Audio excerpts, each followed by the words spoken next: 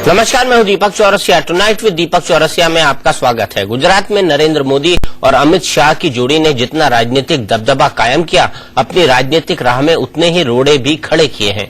पहले गुजरात के दंगे और एक बार फिर से सवालों में घेरे हैं इनकाउंटर। मोदी की मुश्किलें ये इनकाउंटर बढ़ाते जा रहे हैं। उनके सबसे भरोसेमंद सिपाहसलार अमित शाह तो फर्जी इनकाउंटर केस में जेल भी जा चुके हैं और फिलहाल जमानत पर हैं। अब शिकंजा मोदी पर कसता दिख रहा है। एक अंग्रेजी अखबार का दावा है कि 9 साल पुराने इशरत जहां इनकाउंटर केस में सीबीआई अमित शाह के साथ साथ मोदी के खिलाफ भी चार्जशीट दायर करने की तैयारी में है। सीबीआई ने इस खबर को खारिज नहीं किया है। लिहाजा राजनीतिक हलकों में ये बड़ी बहस का मुद्दा बन गया है कि क्या इशरत का भूत मोदी का पीछा नहीं छोड़ेगा और क्या गुजरात के दंगे और फर्जी इनकाउंटर मोदी के पीएम बनने की राह में रोड़ा बनता जाएंगे।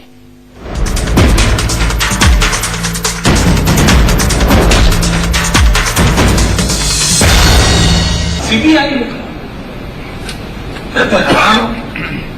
किस प्रकार से सीबीआई का दुरुपयोग ये लोग कर सकते हैं, ये मेरे साथ न गुजरी होती मुझे पता ही नहीं चलता कि इतना दुरुपयोग करते हैं।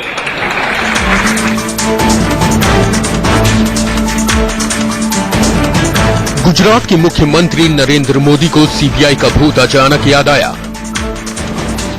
27 जून को मुंबई में मोदी ने सीबीआई के बारे में आपबीती साझा की और इत्तेफाक देखिए कि 24 घंटे से भी पहले अंग्रेजी अखबार टाइम्स ऑफ इंडिया ने तुलसीराम प्रजापति एनकाउंटर और इशरत जहां एनकाउंटर केस पर सनसनीखेज खबर छापी। अखबार ने सीबीआई सूत्रों के हवाले से दावा किया कि इशरत जहां एनकाउंटर केस में मोदी और उनके खास सिपहसालार अमित शाह की मुश्किलें बढ़ने वाली हैं, क्योंकि सीबीआई ने दोनों के खिलाफ चार्जशीट दाखिल करने की तैयारी कर ली है।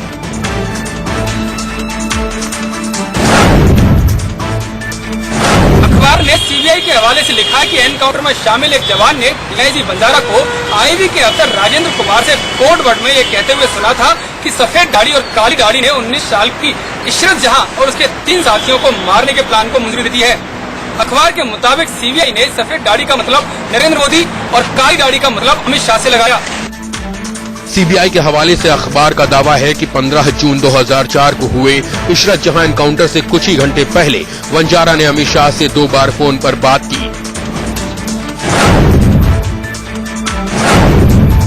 इंडिया न्यूज को मिली खबर के मुताबिक 4 जुलाई को सीबीआई की ओर से इशरत केस में दाखिल की जाने वाली चार्जशीट में अमित शाह और नरेंद्र मोदी का नाम हो सकता है।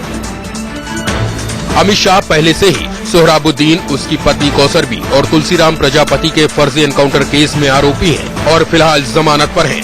मोदी का नाम पहले भी इस मामले में घसीटा जाता रहा है, लेकिन इशरत जहां केस में पहली बार मोदी के खिलाफ चार्जशीट दाखिल होने की बात सामने आ रही है।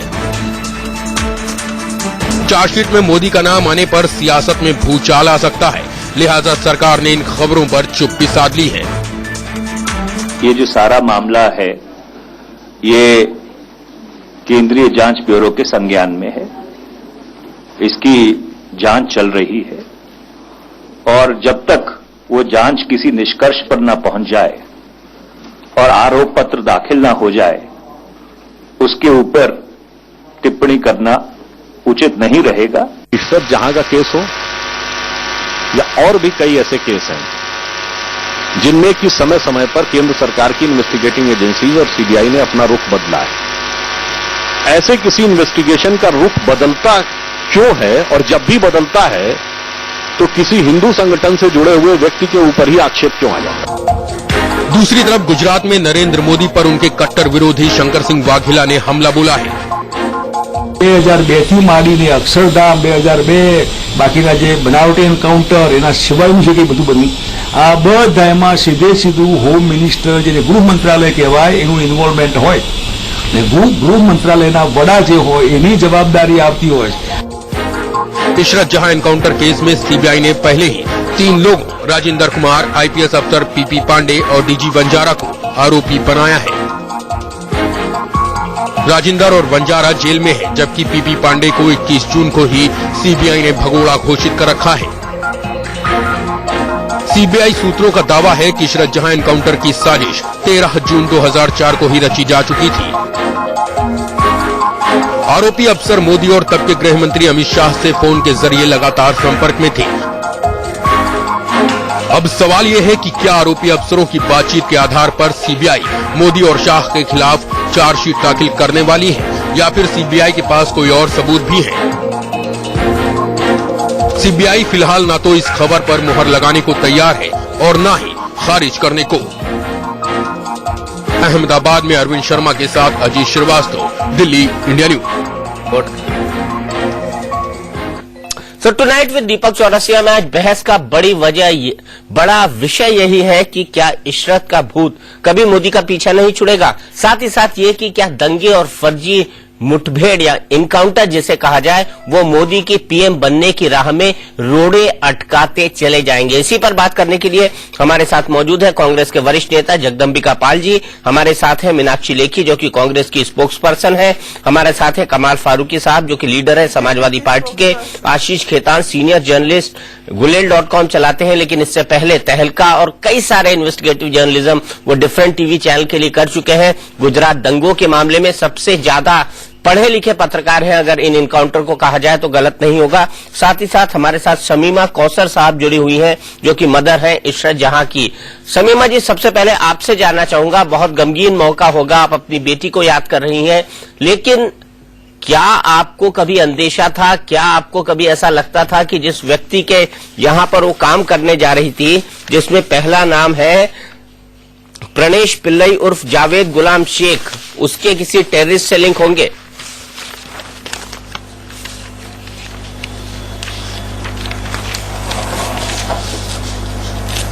उनके बारे में तो मैं कुछ बोल नहीं सकती हूँ। ये बोलिए, आपकी आवाज आ रही है? हाँ, लेकिन मैं अपने बारे में पूरा 100% बोल सकती हूँ। हमारा उससे आतंकवादी से हमारा कोई सौकार नहीं, कोई दूर दूर तक हमारा कोई वो नहीं है।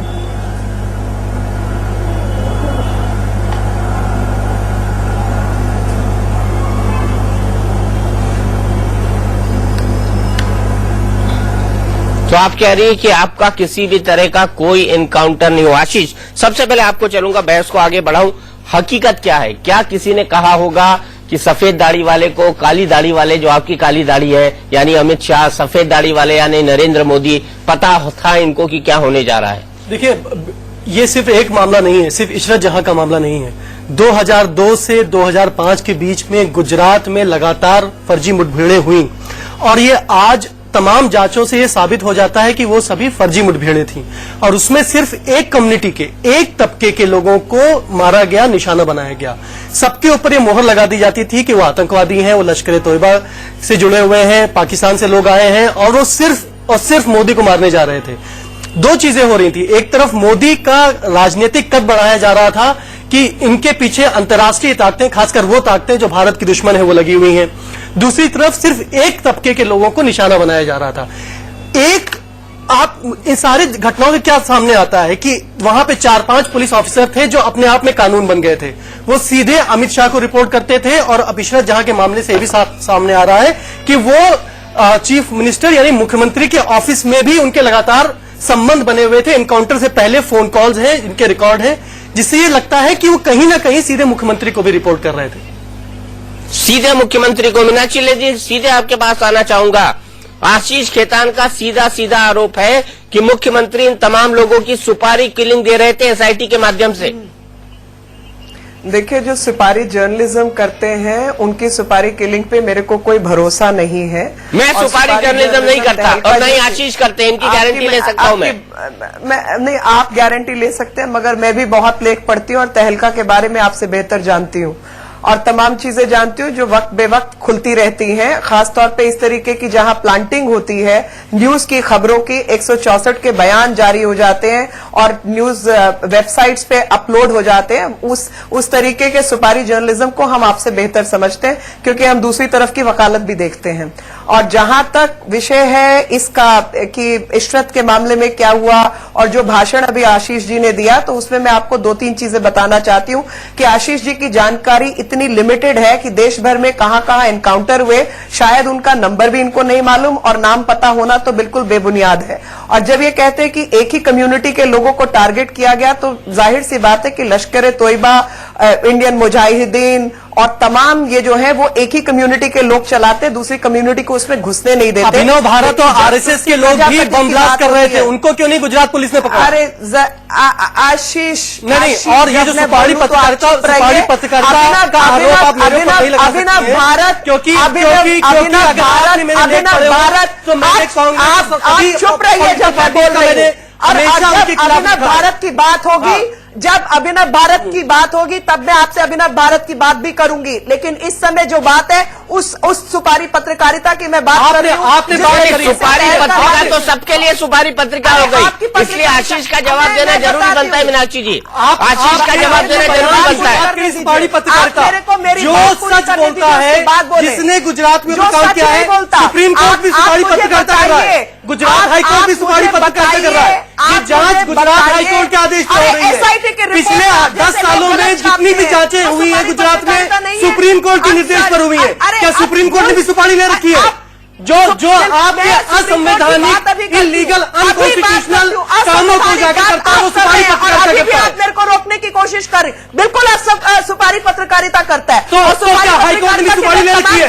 ये जांच हाईकोर्ट करवा रहा है, हाईकोर्ट ने सुपारी ले रखी है। सवाल प्यार से पूछते हैं, आप मुझे बताइए 164 का बयान कैसे बाहर आया? आप मुझे बताइए। आप ये बताइए कि क्या सुपारी हाईकोर्ट ने भी ले रखी है?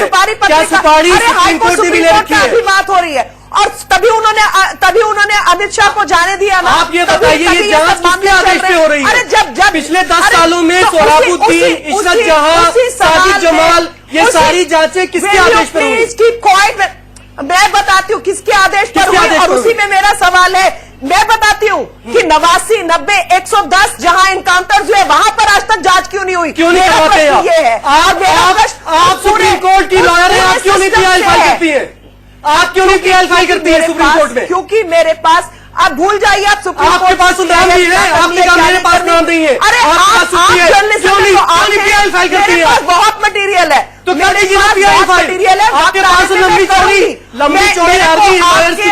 Pi file. मेरे को आपकी एडवाइस की जरूरत एडवाइस की आपको बहुत से जरूरत है एडवाइस की। और उस एडवाइस में आप पत्रकारिता, आप किस तरह की वकील है आपको मालूम है? पत्रकारिता आपकी साख क्या है आपको मालूम है? मैं बताती हूँ किस तरीके की वकील हूँ। मैं बताती हूँ आपको किस तरीके की वकील हूँ। जो लोग एसआईटी की रिपोर्ट को झूठा लिखते हैं और गलत लिखते हैं, वैसी वकील हूँ जो कि मैंने देखा आप लोग क्या करते हैं। तो सुप्रीम कोर्ट को झूठा लिखती है, आप तो हाईकोर्ट में एसआईटी ने जो रिपोर्ट दाखिल की उसको आप गलत पेश करते हैं। ये मैं बहुत अच्छी तरह एसआईटी भगवान है, एसआईटी भगवान है, सीबीआई या जांच करेगी तो भगवान नहीं है। और आपको बता दूं इशरत जहां पे एसआईटी ने भी जांच करी थी, और इशरत जहां को फर्जी मुठभेड़ एसआईटी ने भी बताया था।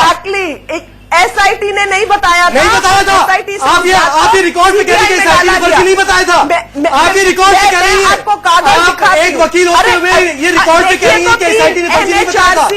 आप ये रिकॉर्ड में कह रही है एसआईटी ने फर्जी नहीं बताया था। एक मिनट आशीष खेतान आशीष से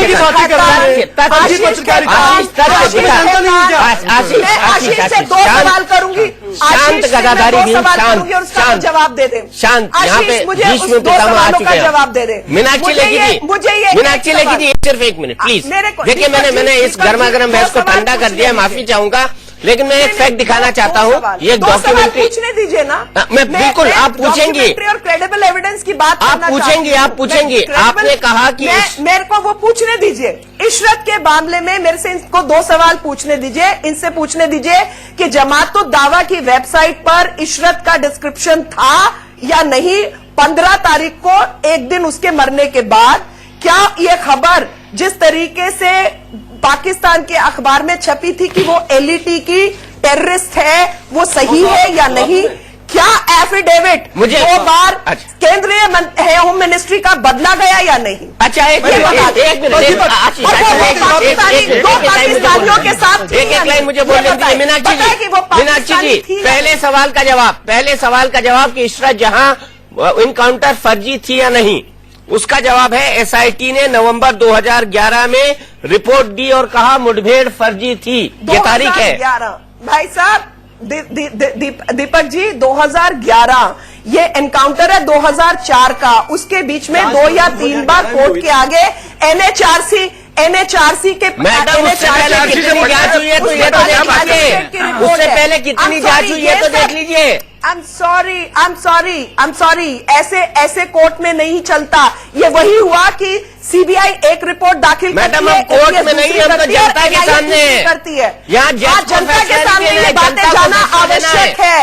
जनता को ये पता होना चाहिए कि किस तरीके से एफिडेविट बदले जाते हैं, किस तरीके से एजेंसीज बदली जाती हैं और किस तरीके से पत्रकारिता को इस्तेमाल किया जाता है। दूसरा फैक्ट, अब आप आ गए वही नरेंद्र मोदी के राह के सीबीआई का गलत इस्तेमाल होता है।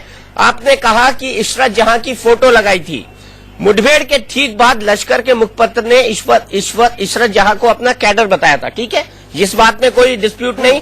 हालांकि बाद में 2007 में लश्कर के राजनीतिक मंच जमातुद दावा ने दावा किया था कि इशरत के परिवार से माफी मांगते हुए उन्होंने ये दावा किया था कि इशरत लश्कर की कैडर नहीं थी।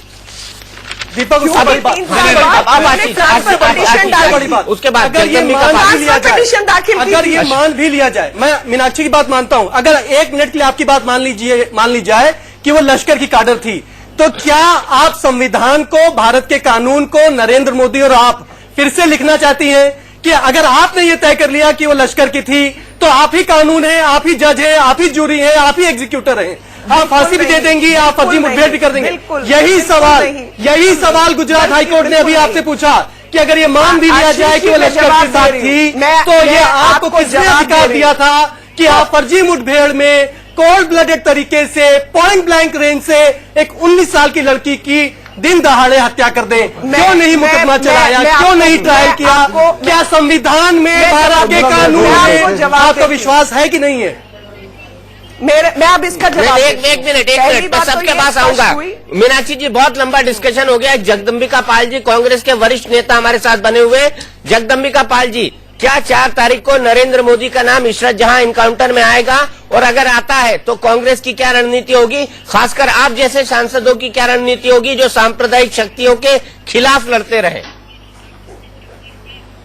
जो सांप्रदायिक नहीं, देखिए 4 तारीख को उनका नाम आना चाहिए कि नहीं, ये तो जब नाम कोर्ट के सामने आएगा। लेकिन मैं एक बात कहना चाहता हूं दीपक जी कि टुनाइट में ये बहस हो रही है और मीनाक्षी एक प्रवक्ता है भारतीय जनता पार्टी की, और मैं समझता हूं कि अगर आशीष खेतान ने कुछ बातें उठाई तो उसको उन्होंने सब्र से सुनना चाहिए, उसका जवाब देना चाहिए। रोज खुद कहती मीनाक्षी कि हमारी पार्टी विद द डिफरेंस है, दूसरी पार्टियों से भिन्न है। अब आप ये बताइए कि अगर 2004 में इशरत जहां का इनकाउंटर हुआ, 2007 में उसी सुप्रीम कोर्ट के आदेश पे जब गुजरात की एसआईटी, जो उन्हीं की पुलिस फोर्स थी, अगर उसने जांच की और उस जांच के बाद ये निष्कर्ष दिया मीनाक्षी जी कि वो फर्जी मुठभेड़ थी, अरे ये तो रिकॉर्ड है, ऑन रिकॉर्ड है। अगर मैं गलत बोलूं तो आप करेक्ट कर दीजिएगा, मुझे सुन लीजिए। और नहीं सुन लीजिए, आप करेक्ट कर दिए। अब मैंने बहुत देर से आपकी बात सुनी।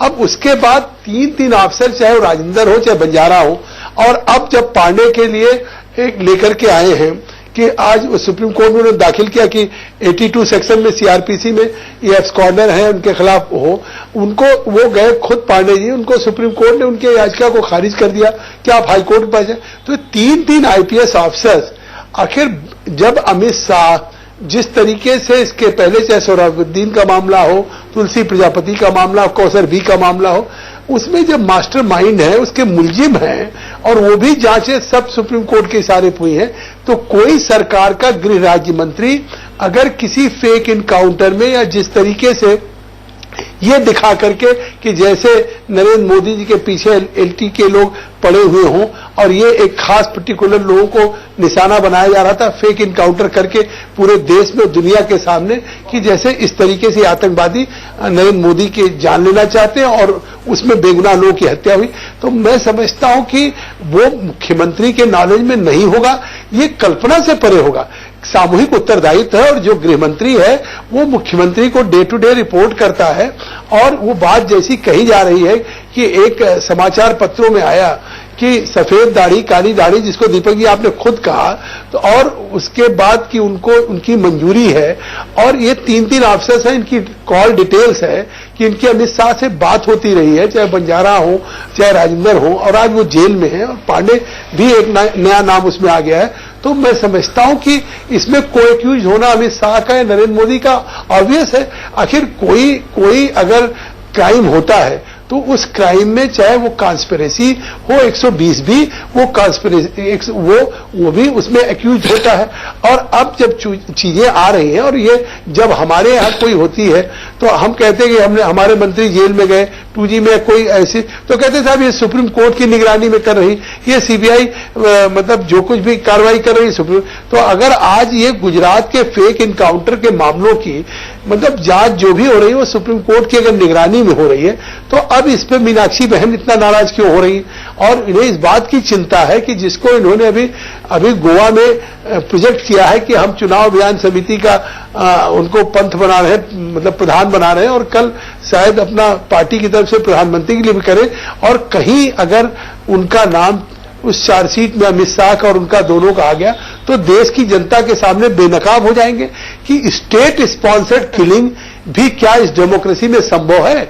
निश्चित तौर से गुजरात में जिस तरीके से स्टेट स्पॉन्सर्ड किलिंग्स हुई, इनोसेंट के लोगों को हुई, मैं उन मतलब नरोदा पाटिया की बात या मैं इरशाद जाफरी की बात या तमाम बेगुनाह की बात नहीं कर रहा हूं, मैं अपने को वहीं तक सीमित रख रहा हूं जिस इशरत जहां में आज उसमें नाम आया है। तो मैं ये समझता हूं कि ये बात मैं बोलूं टेक्निकली अब आप इतना टाइम नॉन स्टॉप दे रहे हैं और सब चीजें तीनों चारों मेरी तरफ पॉइंटेड है। चार्जशीट नहीं, जगदम्बिका जी आपका टाइम ओवर, आपका टाइम ओवर जी, आपका टाइम ओवर। मीनाक्षी जी आपका शुरू, उसके बाद मुझे कमल भाई के पास। अब मेरे को नॉन स्टॉप टाइम चाहिए, अनइंटरप्टेड टाइम चाहिए। आशीष इतना नहीं मिलेगा जितना आप समझ रहे हैं। अब आधा घंटा नहीं मिलेगा आपको। आप अगर बात करनी है तो आपको 3 मिनट। ये कौन बोल रहे हैं? ये कौन जनाब बोल रहे हैं? मैं कमाल फारूकी, क्योंकि बैठा हूं आधा घंटे से ज्यादा है। कमाल फारूकी साहब, या तो पहले आप बोल लीजिए क्योंकि सबको सब आपने एक ही लाइन बोलनी है, आप बोल लीजिए। चलिए कमाल भाई आप रख लीजिए आपका पॉइंट। क्या नहीं लगता आपको कि गुजरात दंगों में या फिर गुजरात के फर्जी इनकाउंटर में नरेंद्र मोदी दोषी है, हाँ या ना? देखिए ये तो वक्त बताएगा और सुप्रीम कोर्ट बताएगा। वक्त क्यों बताएगा? आप बताइए ना। आप तो 10 सालों से इसको मुद्दा बना रहे हैं, 13 सालों से मुद्दा जिस तरह से हम देख रहे हैं, जिस तरह से देख रहे हैं, इसमें 2 बातें बहुत ही प्राइमरी बातें हैं जो खेतान साहब ने भी कही, आपने भी कही, लेकिन हमारी बहन को समझ में नहीं आ रही है। वो कहीं की भी थी, अमेरिकन थी, ऑस्ट्रेलियन थी, पाकिस्तानी थी, कहीं भी थी, फेक एनकाउंटर हुआ उसका नहीं हुआ, दैट इज मोर इंपॉर्टेंट। और क्या वो अगर वो किसी शहर की भी नागरिक है तो क्या आप इस तरह से हम मार देंगे उसको? और ये कोई वन सिंगल इंस्टेंस नहीं है, ये एक इंस्टांस नहीं है, इंस्टांसेस आफ्टर इंस्टांसेस हैं। और ऐसा नहीं है कि सारा कोर्ट सब सुपारी ले रहा है, सारे लोग सुपारी ले रहे हैं, ऐसा नहीं है, बल्कि बाकायदा जो वहां पर गुजरात के पांडे बाकायदा मौजूद हैं, जो कि जिनके जो कमेंट्स हैं वो बहुत अजीब और गरीब कमेंट्स थे जब वो फसाद हो रहा था। उस वक्त के बाद से लेकर आज तक आप देखिए कितने ऑफिसर्स जो डायरेक्टली गुजरात गवर्नमेंट के अंदर आ रहे थे, उनका हशर क्या हो रहा है, one after the other they are going to the jails. तो इसको आप कैसे इग्नोर कर देंगी? मैं जवाब दूं? बिल्कुल मीनाक्षी जी, इन्होंने अपना पॉइंट पूरा कर लिया, आप जवाब दीजिए। फिर आशीष की बारी है, मेरी भी बारी है, क्योंकि प्रोग्राम का एंकर मैं हूं। जवाब मुझे देना है, इसलिए तो मैं इसमें ये जवाब देना चाहती हूँ कि पहली बात तो इन्होंने ये मान ली कि वो एलईटी की ऑपरेटिव। किसने माना? अरे झूठ बोल रहे हैं भाई आप। किसने माना? अरे आपने माना नहीं, आप गलत बात आपने कहा कि वो 2 पाकिस्तानियों के। आप चुप रहिए। नहीं बिल्कुल गलत कर रही हैं आप। झूठ बोलेंगी तो नहीं बोल देंगे। जवाब देने दीजिए। किसने कहा? मैं झूठ बोल रही हूँ? बिल्कुल किसने कहा? आप बताइए। मैं झूठ बोल रही हूँ? जो एफिडेविट सुप्रीम कैलिब्रेशन है, अब ये क्या तरीका है? ये क्या तरीका है? आप दूसरे आदमी को बोलने नहीं देंगे। गलत हो रही है। बोलने नहीं दे, उसके बाद कहिए कि मैं गलत बोल रही हूँ। आप अपने एनकाउंटर्स गिनिए, आप उत्तर प्रदेश के एनकाउंटर्स गिनिए, आप तो ये कह रहे हैं वो कहीं की भी शहरी थी, आप क्या मार दोगे उसको? गिनिए। और ये मैं दीपक, अगर आपने इस तरीके की सुपारी बहस ऑर्गेनाइज करनी है तो मैं आप 4 लोग बोलते रहिए। देखिए आप वकील हैं, आप कौन सी बातें करनी चाहिए? कौन सुपारी बात कर रहे हैं? ऑफेंडेड कौन सुपारी बात कर रहे हैं? हम सुपारी बात कर रहे हैं तो तो हम सुपारी की बात कर रहे हैं। कानून के बाद एलईडी की वो ऑपरेटिव थी। अभी ये बात मानी गई कि मान लीजिए वो एलईडी की ऑपरेटिव किसने कहा मान लीजिए? अब उसके आगे के जवाब किसने कहा कि मान लीजिए? हम ये वो कह रहे दो हैं पाकिस्तानियों के साथ थी या नहीं? पहले ये बात तय हो जाए, पहले ये बात तय हो जाए कि वो दो पाकिस्तानियों के साथ थी या नहीं, ये बताइए। आप कैसी लैंग्वेज नहीं, नहीं, मीनाक्षी जी, एक यूज मिनट, करिए क्योंकि आपने मैं तय मंच किया के कि तौर आपने पर बोलने नहीं देना। एक मिनट मैं इंडिया न्यूज की तौर पर ये साफ कर देना चाहता हूँ कि एक सुपारी बहस नहीं है। यहाँ पर हम किसी सुपारी फिर इनको कहिए कि मेरे को बोलने दे। एक मिनट मुझे आपने बड़े सारे आरोप लगा दिए मीनाक्षी जी। आप सुप्रीम कोर्ट की वकील हैं, कल PIL तैयार कर देंगी। मैं दफ्तर का काम नहीं कर पाऊंगा, सुप्रीम कोर्ट घूमता फिरूंगा। मुझे साफ कर देने दीजिए। ये एक सुपारी बहस नहीं है, ये एक विषय था जो देश में आज एक चर्चा का विषय बना हुआ है, क्योंकि इससे जुड़ी हुई चर्चा करने दीजिए ना जी। आप सुन लें मोहतरमा, आप सुन लें, मैं अपनी बात खत्म कर लूं। सिर्फ 1 मिनट लूंगा, 30 सेकंड गिन सकती हैं आप, 60 सेकंड गिन सकती हैं आप। बाकियों की आवाज कम कर दीजिए। बाकियों की आवाज बिल्कुल कोई बोल ही नहीं रहा है। ये एक सुपारी बहस नहीं है। अरे आपकी तो कल्चर लिक्विडेट कर, आवाज हम लोग की खत्म कर देंगे। अरे जगदम्बिका पाल जी, इनकी मुझे आवाज पता है आप बहुत अच्छे आ रहे हैं गोंडा बहराइच में, आवाज भी अच्छी निकल रही है, थोड़ा शांत। ये एक सुपारी बहस नहीं है। हमको ऐसा लगा कि इस टॉपिक पर डिस्कशन होना चाहिए, हमने किया। हमने समाज के सभी सेक्शन के उस व्यक्ति को बुलाया जो उसका नुमाइंदा था। हमने इशरत जहां की मां को बुलाया, हमने बीजेपी से मीनाक्षी लेखी जी को बुलाया, हमने कांग्रेस से जगदम्बिका पाल जी को बुलाया, हमने वरिष्ठ पत्रकार आशीष खेतान को बुलाया, क्योंकि उन्होंने इस पर कई सारा इन्वेस्टिगेटिव जर्नलिस्ट कर रखा है। और पूरी डिबेट को न्यूट्रल करने के लिए जहां पे गर्मा गर्मी हो वहां मैं बैठा हूं। मुझे मौका कम मिला है, ये मानता हूं मैं, लेकिन इस बहस को मैं फिर आगे बढ़ाऊंगा। मीनाक्षी लेखी जी से मेरा पहला सवाल ये होगा, पहला सवाल, 4 तारीख को अगर नरेंद्र मोदी का नाम आता है तो क्या वो पोल पैनल चीफ से इस्तीफा देंगे? बिल्कुल नहीं देंगे, बिल्कुल नहीं देंगे। और अगर कांग्रेस ने इस तरीके के हथकंडे अपनाए तो इस देश की जनता उसको जवाब देगी। और अब मैं आती हूँ मुद्दों पर। सीबीआई चार्जशीट फाइल करेगी, कांग्रेस को ऊपर को देश को गुमराह कर रही है, आप देश को गुमराह कर रही है कांग्रेस। जगदम्बिका पाल जी एक सवाल और, जवाब नहीं दिया, जवाब नहीं दिया इसमें कांग्रेस। अरे मौजू का सवाल तो पूछ लेने दीजिए, कल आपको ही काम आएगा। और बार बार आप इसको इधर उधर ले जाने की कोशिश कर रहे हैं। मेरे को 4 लोगों के प्रश्नों के जवाब अब देने दीजिए। अच्छा देने दूंगा मीनाक्षी जी। एक सप्लीमेंट्री एक लाइन का वो ये कि क्या एक चार्जशीटेड व्यक्ति किसी एक राज्य का चुना हुआ मुख्यमंत्री रह सकता है? ये बीजेपी की मान्य परंपरा नहीं है। अगर उन पर चार्जशीट होती है तो क्या नरेंद्र मोदी गुजरात के मुख्यमंत्री पद से इस्तीफा देंगे? क्योंकि हुबली के बाद आपने उमा भारती का इस्तीफा कराया था, हवाला के बाद लालकृष्ण आडवाणी ने इस्तीफा दिया था, मदन लाल खुराना ने इस्तीफा दिया था। इसका मतलब नरेंद्र मोदी को भी इस चार्जशीट के बाद, आशीष में सही हूं ना, चार्जशीट ही होगी? नहीं, ये तो अभी नहीं कहा जा सकता कि चार्जशीट होगी नहीं होगी, लेकिन अगर नाम आता है तो भी, स्टेज पर अगर नाम आता है तो भी। ये हाइपोथेटिकल सवाल है या आप और उनके बीच में? नहीं, हाइपोथेटिकल सवाल पूछना पत्रकारों का काम है। क्या वो इस्तीफा देंगे गुजरात के मुख्यमंत्री के तौर पर अगर सुप्रीम कोर्ट उनको थोड़ा सा भी इंडाइट करता है तो? पहली बात तो आपको ये पता हो कि ये मैटर सुप्रीम कोर्ट में नहीं है, ये गुजरात हाई कोर्ट में है। और गुजरात हाई कोर्ट में जो 2 जज बैठे हैं, जिनमें एक अभिलाषा कुमारी हैं और दूसरे मिस्टर पटेल हैं, उस मामले का जब जो होगा उसका जवाब मैं आपको तब दूंगी। दूसरी बात रही, मतलब आप जजों की इंटीग्रिटी पर सवाल उठा रही है? मीनाक्षी जी, आप जजों की इंटीग्रिटी पर सवाल उठा रही हैं? मैंने जजेस की इंटेग्रिटी पर सवाल नहीं किया और ना मैंने बात की। मैंने सिर्फ उनके नाम बताए हैं। मैंने किसी जज की इंटेग्रिटी पर प्रश्न चिन्ह नहीं लगाया। कहा उनके बारे में जो होगा मैं बाद में बताऊंगी। उनके चार्जशीट में जो होगा उनके बारे में, मतलब नरेंद्र मोदी के बारे में मैं तब बताऊंगी। ये बोला है मैंने। नाम लेने की क्या जरूरत है? क्यों खैतान साहब? लेकिन एक आप सवाल- नाम छापे एक नहीं सवाल है। दीपक जी ने आप पूछा अपने है। आप अपने मीनाक्षी, वजह आप बता दीजिए, दीपक मेरी तरफ से चौरसिया तो जी कोई ये सवाल वजह नहीं। पूछ रहे हैं नहीं, मुझे कि जो नाम 4 याद है तारीख मैंने को- नाम ले दिया। 4 आपको तारीख नाम को याद अगर नहीं है, नरेंद्र आपको नहीं मोदी का मालूम नाम है। आया, नाम लेने की क्या नरेंद्र जरूरत है? मोदी का नाम आया तो उनके क्या नाम लेकर चार्जशीट तो आप में नाम आने नाम के लेकर बाद आप क्वेश्चन चार्जशीट कर में व्यक्ति आपको क्या- मुख्यमंत्री नहीं, के नहीं, बहुत लिए अजीब बात है। भारतीय जनता आपको- पार्टी मैंने रखेगी। मतलब नाम ले भारतीय दिया तो जनता मैंने क्या पार्टी प्रश्न इसे किया? इस्तीफा आप बताइए। नहीं, एक मैंने सवाल क्या प्रश्न किया? देखिए, बड़ा महत्वपूर्ण सवाल। अरे रोज नहीं बोलते, जस्टिस आफ्ताब आलम, नहीं, जस्टिस आप- सिंघवी बोलते नहीं है रोज। आज मैंने 2 लोगों का नाम ले दिया तो इसमें तकलीफ क्या है? नाम लेने में क्या तकलीफ हुई भाई साहब? आज एक जिस मिनट, आज मतलब जिस तरीके आपके से दिमाग आपके में क्या नाम प्रश्न आ ले रहा है? आप रहे बता दीजिए। अच्छा, मैं एक सवाल पूछता हूँ, आपके मैं एक दिमाग सवाल में क्या पूछता प्रश्न है? हूँ, क्या ये जज किसी कांग्रेसी मुख्यमंत्री की एक प्रमुख रिश्तेदार है?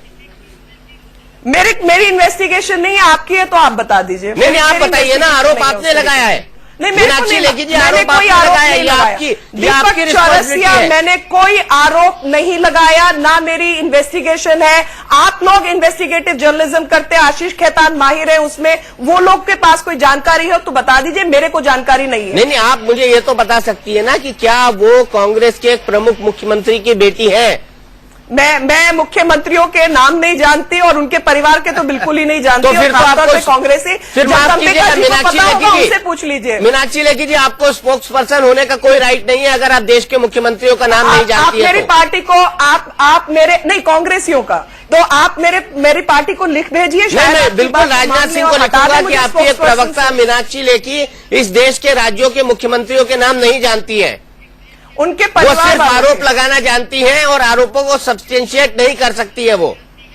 नहीं, वो सब्सटेंशिएट आप कीजिए, मैंने तो कुछ नहीं कहा, मैंने तो सिर्फ जजेस के नाम लिए। आपने कहा कि तो आप बताइए ना वो जजेस कौन क्या है? नहीं है, वो मैं तो आप आपको clue बताइए, दे रहा मैं नहीं हूं। जानती। मैं तो आपको क्लू दे रहा नहीं, हूँ। आपके आई एम सॉरी, मैं कोई यहाँ पे आपके साथ सांप सीढ़ी का खेल खेलने नहीं आई हूँ कि मैं आपके क्लूज पे चलूंगी। जो मैडम, मुझे मैं सांप कहना है सीढ़ी मैं तो वो खेलता ही कहूंगी। नहीं, बचपन से लेके आज तक नहीं हाँ, खेला। तो जो भी आप खेलते सांप नहीं, 10 पता लेता नहीं, है मेरे ऊपर को नहीं जाके। पता आप क्या खेलते हैं। सांप सीढ़ी का आप खेल मेरे को खाली नहीं मालूम बीजेपी आप में क्या खेला खेलते जाता हैं। है।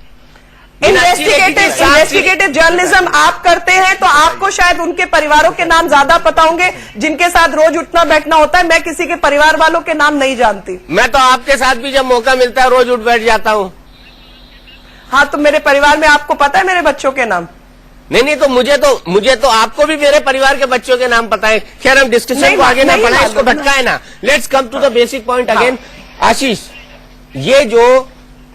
ये जो खुलासा होगा, चार्जशीट में नाम आता है नहीं आता है, एसआईटी की रिपोर्ट में आता है, क्या नरेंद्र मोदी इसके लिए मोरली तौर पर बाध्य होंगे कि वो इस्तीफा दे अपने मुख्यमंत्री पद से? दीपक, सवाल मॉरलिटी का ही है, सवाल पब्लिक अकाउंटेबिलिटी का है, सवाल पब्लिक अकाउंटेबिलिटी है, वो मोरलिटी है।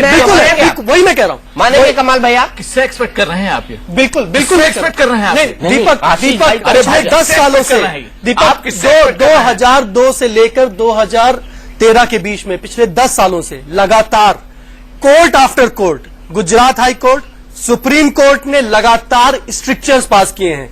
अगर इंसाफ हुआ है गुजरात में तो या तो सुप्रीम कोर्ट ने इन्वेस्टिगेशन करवाया या तो गुजरात हाई कोर्ट ने इन्वेस्टिगेशन करवाया। अगर इंसाफ हुआ है गुजरात के किसी दंगे के केस में, किसी एनकाउंटर के केस में, तो ट्रायल बाहर चला है या किसी बाहर की एजेंसी ने इन्वेस्टिगेट किया है। उस आदमी से आप अकाउंटेबिलिटी और पब्लिक मॉरलिटी का सवाल कैसे कर सकते हैं? अगर कोई और मुख्यमंत्री होता, अगर कोई और राजनीतिक होता है, ये हमने इसी देश में पिछले 2 महीनों में देखा है कि रेल मंत्री ने, कानून मंत्री ने कितने छोटे छोटे मुद्दों पर, कानून मंत्री ने किसी छोटे मुद्दों पे इस्तीफा दिया, लेकिन मुझे लग रहा है आप आम आदमी नहीं, पार्टी के हैं। नहीं, मैं आम आदमी पार्टी का नहीं है, मैं पूछ रहा हूं कि कांग्रेस वाले अगर आम आदमी पार्टी के, अगर बार बार हाईकोर्ट, इनकी पार्टी में भी दिया है, इनकी पार्टी क्यों बोल रहे हैं? इनके पार्टी मदनलाल खुराना ने हवाला जेल में आने के बाद पार्लियामेंट्री एनेक्सी में इस्तीफा दे दिया, एल.के. आडवाणी ने इस्तीफा दे दिया, दीपक, लगातार बंगारू एक लक्ष्मण ने इस्तीफा दे दिया। एक सवाल पूछने दीजिए। एक ही कम्युनिटी के लोगों एक को सवाल पिछले पूछने 12 दीजिए। सालों से एक सरकार, राज्य सरकार बार बार निशाना बना मीनाक्षी अरे साहब, एक आप- कम्युनिटी के लोग जैश मोहम्मद में है या नहीं?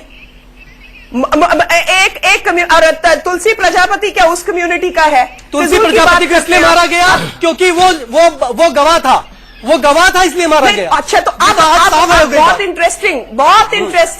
इंटरेस्टिंग कि अगर आपके पास हर बात का जवाब है कि आप पहले कहते हैं एक कम्युनिटी, फिर कहते हैं कोई गवाह था।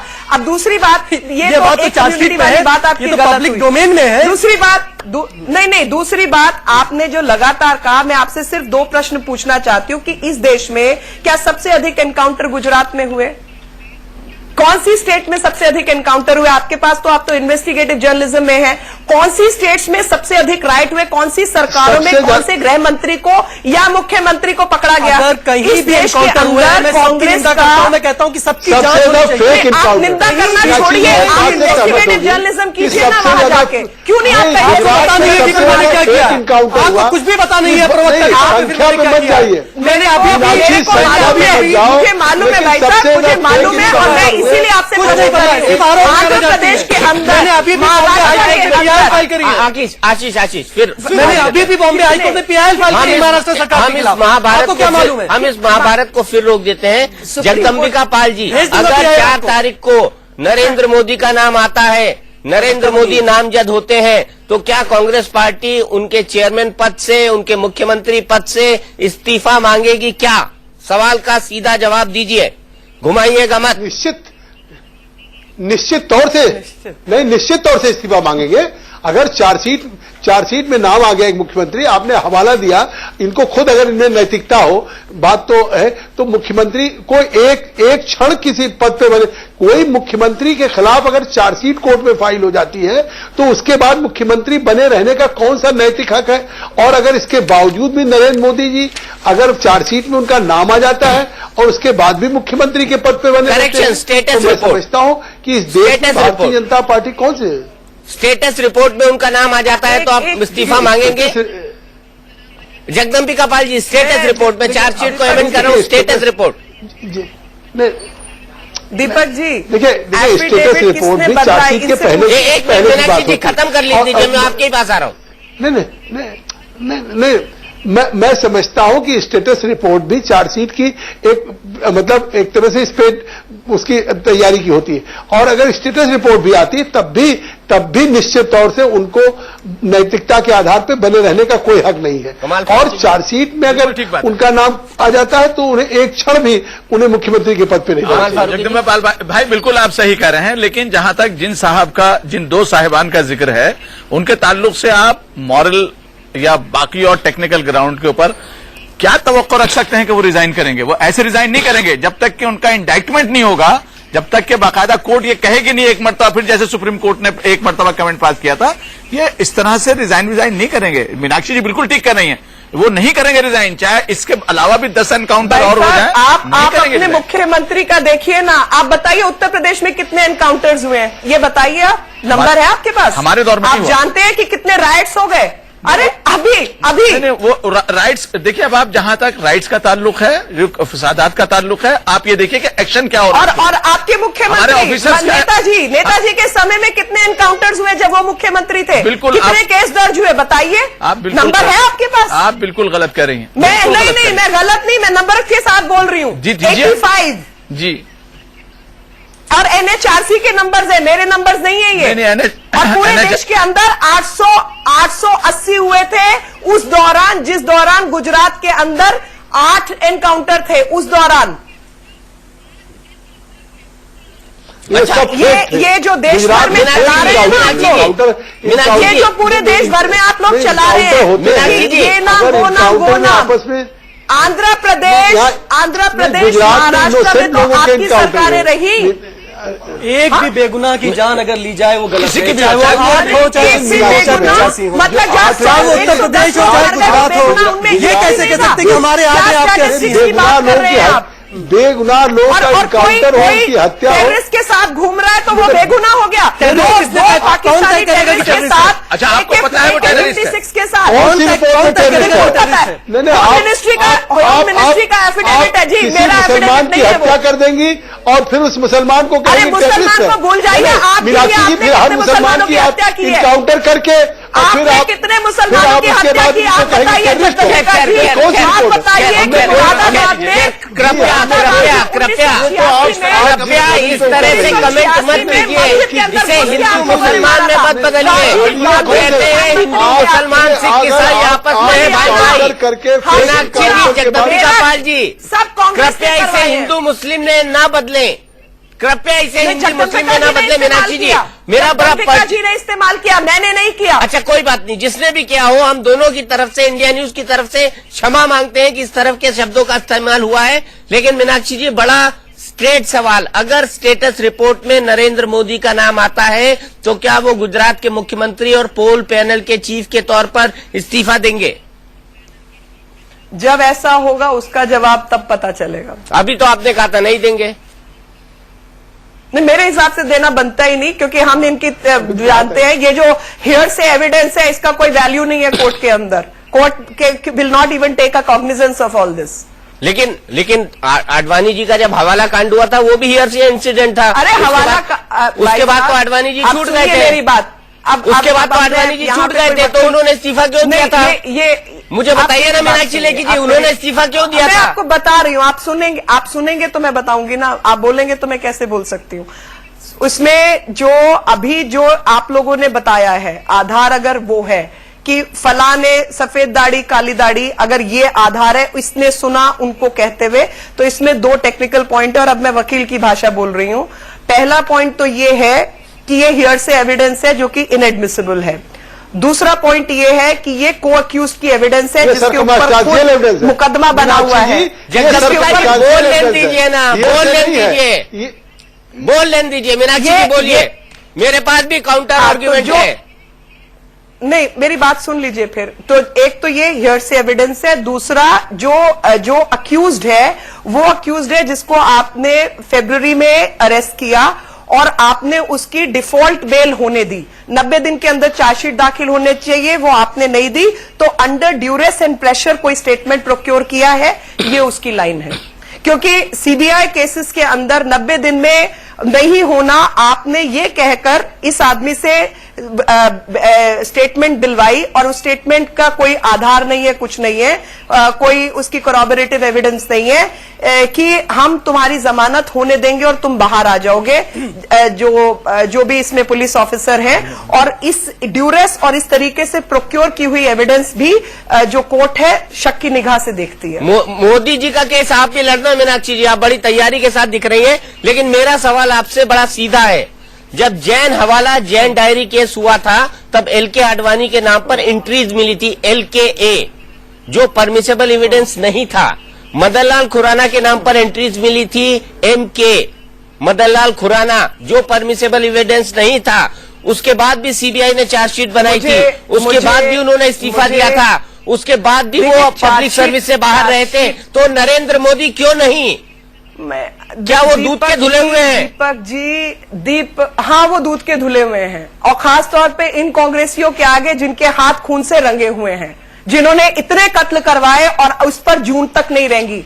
इस तरीके से मैनेजमेंट हुआ, चाहे वो सीबीआई का हो, और आज सुप्रीम कोर्ट देख रहा है तो कि किस तरीके से कोल स्कैम में एफिडेविट बदला गया, उस तरीके से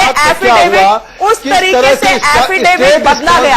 अरे गुजरात में जब तक आपकी सरकार थी, हर साल वहां पे राइट्स होते थे, हर साल लोगों को मरवाया गया। 67 में, 69 में, 70 में, 72 में, 75 में, क्या बात कर, मोदी जी के नाम आने से करंट लगता है। अगर किसी नरेंद्र का मोदी है जी के नाम आने से पार्टी का है, देश के समुदाय के बड़ा लोगों कातिल है को तो करंट राजीव लगता है गांधी था कि या इंदिरा गांधी थी। 2002 अभी का तो इमरजेंसी की एनिवर्सरी को गए हुए 2-3 दिन हुए। अगर कहीं दुर्भाग्य से वो काला दिन होगा, मेरे पास कागज पड़े हैं इंदिरा गांधी से लेकर राजीव गांधी तक के टाइम के। लेकिन आज भूल जाइए, ये तो इस देश का दुर्भाग्य है, दुर्भाग्य है कि सही विषय कभी सामने ही नहीं आए। रंगे हैं गुजरात में आज, बिल्कुल रंगे हैं। राजीव गांधी 1984, 1986, 1989, 1992। मैं राजू बजरंगी की बात कर रहा हूँ, मैं अमित शाह की बात कर रहा हूँ, और अब नरेंद्र मोदी की बारी है। अब बजरंगी मीनाक्षी लेखी मोदी की बारी है। मीनाक्षी लेखी जी, एक और फैक्ट बताता हूँ आपको। फैक्ट ये कहता है कि सीबीआई के मुताबिक 14 जून को बंजारा ने एक पुलिस अधिकारी से कहा कि सफेद दाढ़ी यानी नरेंद्र मोदी सफेद दाढ़ी रखते हो और काली दाढ़ी यानी अमित शाह, दोनों से हरी झंडी मिल गई है। गुजरात के पावर कॉरिडोर में नाम नरेंद्र मोदी और अमित शाह के लिए अधिकारी लेते हैं। सीबीआई के पास कॉल रिकॉर्ड है जो बताते हैं कि बंजारा ने मोदी और शाह दोनों को फोन किए थे। ये सीबीआई का दस्तावेज है, मेरा दस्तावेज नहीं है। तो मैं यही आपको कहने की कोशिश कर रहा हूँ, जब इतने अकाट्य सबूत हैं तो क्यों आप इनडिफेंसिबल को डिफेंस कर रहे हैं? ये कोई सबूत, दीपक जी, ये कोई सबूत नहीं है। मैं वकील हूँ, आप वकील नहीं है। और फोन रिकॉर्ड उस समय रथ यात्राएं चल रही थी। वकालत पढ़ रहा था, रथ यात्रा कोई भी उठा लीजिए, कितनी बार मैं वकालत पढ़ रहा था, फेल हो गया। उसके बाद आपने ऑल्टरनेट प्रोफेशन ले लिया। चलिए ऑल्टरनेट प्रोफेशन पर मैं आपको बता रही हूँ कि ये कोर्ट की स्क्रूटनी स्टैंड नहीं करती ये सब चीजें। और इन एनी केस मैं आपको एक और चीज बताना चाहती हूँ, कांग्रेस का मकसद भी नहीं है कि कोई चीज कोर्ट की स्क्रूटनी स्टैंड करे, सिर्फ एक राजनीतिक मकसद है जिसके तहत ये सब हो रहा है। ये सर्कमस्टांशियल एविडेंस है जिसको आप कह रहे हैं कि ये भाई साहब, ये सर्कमस्टेंशियल एविडेंस नहीं है, हियर से एविडेंस है, ये हियर से एविडेंस है। और कोई भी रथ यात्रा होती है, आपको एक बात बता दूं, आपको एक बात बता दूं, राहुल गांधी अगर उत्तराखंड गए हैं ना तो उनके कंट्रोल रूम से कितनी बार बात हुई है वो आप भी जानते हैं, मैं भी जानती हूँ। तो जब कोई भी रथ यात्रा या कोई मुख्यमंत्री या कोई भी चल रहा होता है तो बहुत बार बातें होती है। अगर कोई सुरक्षा नहीं, मैं आपको खाली बता रही हूँ। नहीं, उससे एसपीजी तो Z+ भी है। देखिए, बंजारा आज मुलजिम है, आज राजेंद्र मुलजिम है, पांडे मुलजिम है। ऑल द मोर रीजन, अगर ये मुलजिम है और उन्होंने जनाब मुलजिम, अगर मुलजिम की बात इतनी माननी है तो राजा की बात मान के प्रधानमंत्री को पहले नीचे उतारिए ना। It is if Banjara Jagdambika ji, एक प्रश्न आपसे,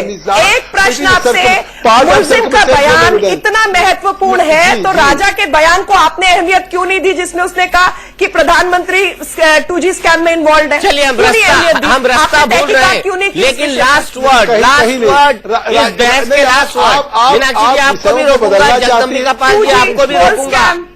लास्ट वर्ड इशरत जहां की मां से शमीमा जी, आप क्या कहना चाहती हैं जाते जाते? क्या कहना चाहती हैं देश को, दर्शकों को जो नेता ये बात सुन रहे हैं, क्या कहना चाहती हैं आप इशरत के बारे में?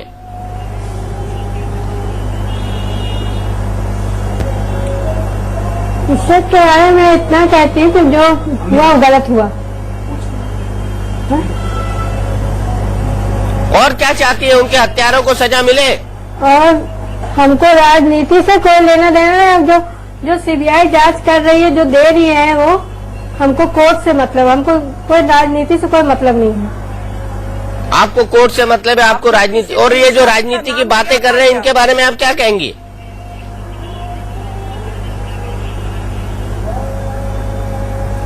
अब वो कोर्ट जो फैसला दे रही है उस पर हम। जी बोलिए, शौकत जी बोलिए।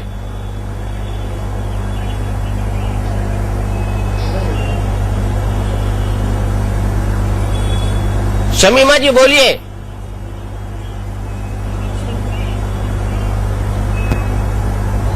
जो कोर्ट दे रही है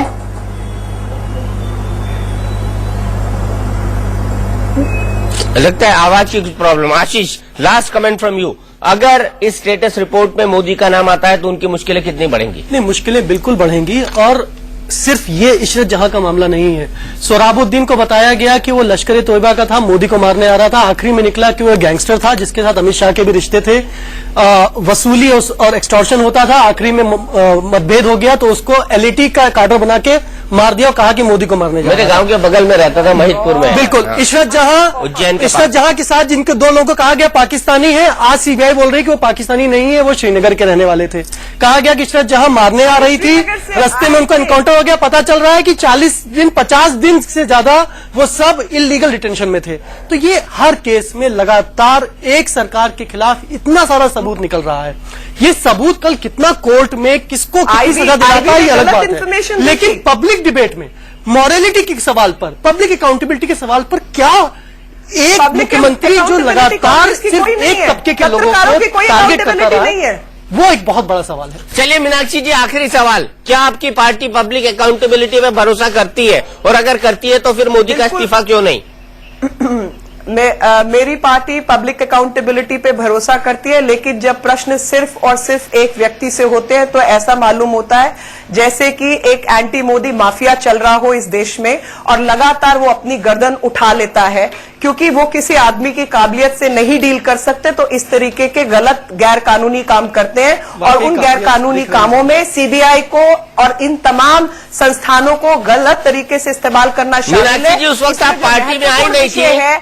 उसमें एफिडेविट जो कि गृह मंत्रालय का एफिडेविट है और उस समय गृह मंत्री शिवराज पाटिल थे, कोई और नहीं था, उस एफिडेविट को तब्दील किया गया। इसमें जो सबसे बड़ा प्रश्न है वो ये है कि गृह मंत्री और गृह मंत्रालय गुजरात सरकार के नीचे काम नहीं करते और वो कांग्रेस के ही लोग थे। और आईबी एक आखिरी चीज इनपुट थी। अगर आपका ये आर्गुमेंट ठीक है तो आप बंगारू लक्ष्मण को भी बचा लेते हैं क्योंकि 1 लाख रुपए तो उनने पार्टी फंड में दान दे दिए थे, उनको भी बचा देते ना।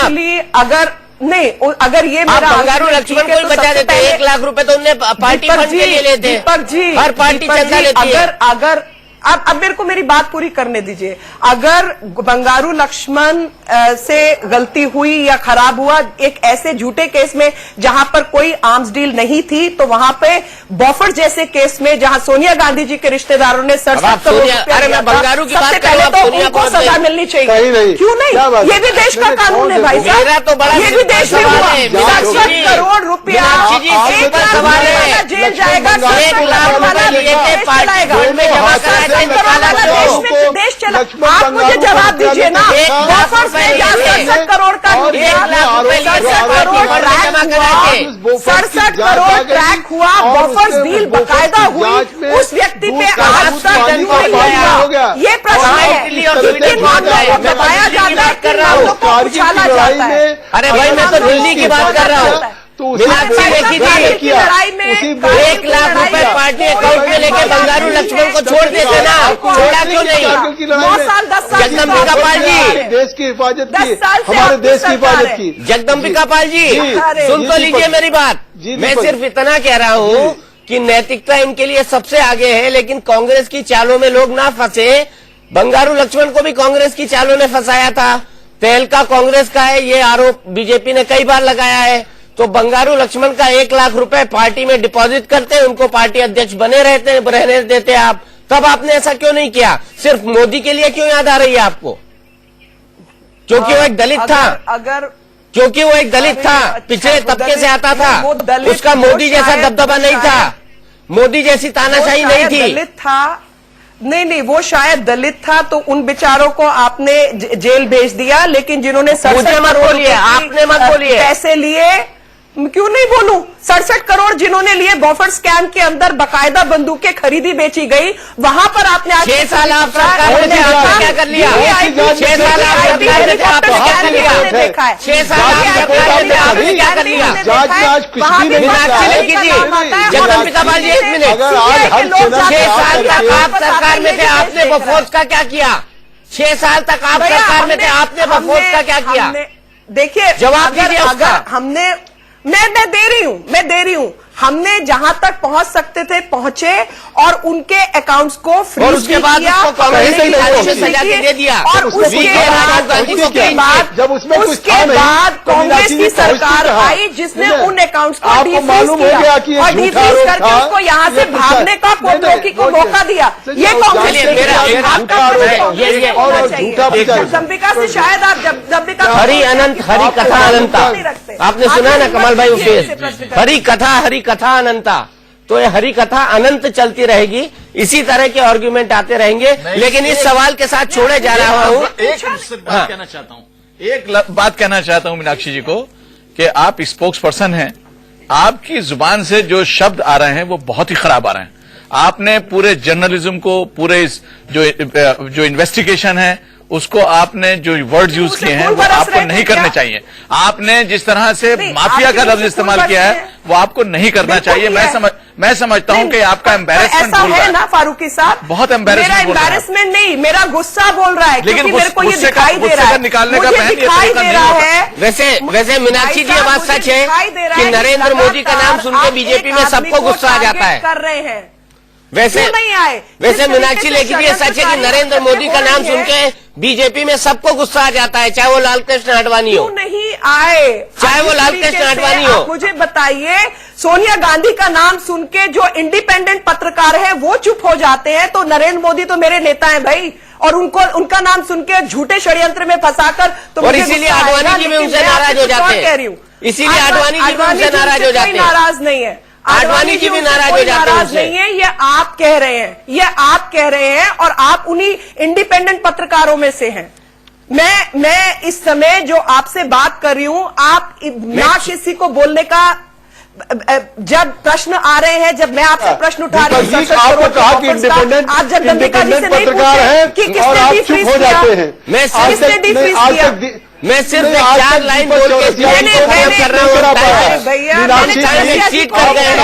ये बीजेपी और कांग्रेस दोनों के लिए है, ये बीजेपी और कांग्रेस दोनों के लिए है। वो ये है, सुन लीजिए पाल साहब, सुन लीजिए मीनाक्षी जी, ये दोनों के लिए है कि निंदक निहरे राखिए, आंगन कुटी छुभाए, बिन पानी बिन साबुना निर्मल करे सुभाए। तो मीनाक्षी जी ऐसे भी 4-5 लोगों को रख लीजिए जो आपकी गलतियां बताएं, सिर्फ तारीफ ना करते रहे। शो का टाइम खत्म है, मुझे यही रुकना पड़ेगा। आप सब लोगों का बहुत बहुत धन्यवाद।